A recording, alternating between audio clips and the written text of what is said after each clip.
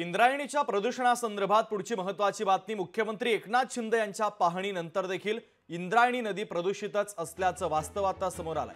Chemical युक्त पाणी सोडल्यामुळे नदीच्या प्रदूषणामध्ये प्रचंड वाढ होते। महाविकास आघाडी आणि पर्यावरणवादी संस्थांनी इंद्रायणी नदीच्या काठी आता आंदोलन केलंय। सर्व यंत्रणांची इंद्रायणी नदी प्रदूषणाकडे डोळेझाक होत असल्याचं पाहायला मिळतंय।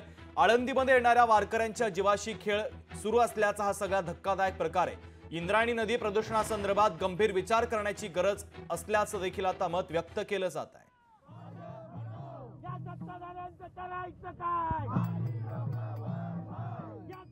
तपासणं ही इंद्रायणी अशी फेसळलेली आहे, म्हणजे जशा बर्फाच्या राशी असतात तशा प्रकारच्या या फेस या ठिकाणी या इंद्रायणीवरती आपल्याला दिसतो। आपण पाठीमागे बघता की जलपर्णी आहे, या जलपर्णीसाठी कोट्यावधी रुपयाच्या निविदा काढल्या गेल्या आणि त्या निविदा हवेमध्ये विरल्यात। याचा सगळा जो पैसा आहे हा सत्ताधारी पक्षाच्या भारतीय जनता पार्टीच्या बगलबच्च्यांनी खाल्लेला आहे। ते ठेके सुद्धा त्यांनाच मिळतात आणि आज ही जलपर्णी जी आहे ती पाऊस येण्याची वाट बघून ती वाहून जाईल अशा प्रकारचं दुष्कृत्य यांनी केलेलं आहे। आज जो वारकऱ्यांच्या दृष्टीने दाखवलं की 20,000 रुपये आम्ही एका दिंडीला देतो, परंतु खऱ्या अर्थानं वारकऱ्यांची पैसे मागण्याची इच्छा नाही, पैसे घेण्याची इच्छा नाही। त्यांची इच्छा होती की आम्ही या पवित्र इंद्रायणीमध्ये डुबकी घ्यावी, पण ते त्यांना यावर्षी करता आलेलं नाही। त्याला संपूर्ण जबाबदार हे सरकार आहे आणि भारतीय जनता पार्टी असं आम्ही म्हणतो।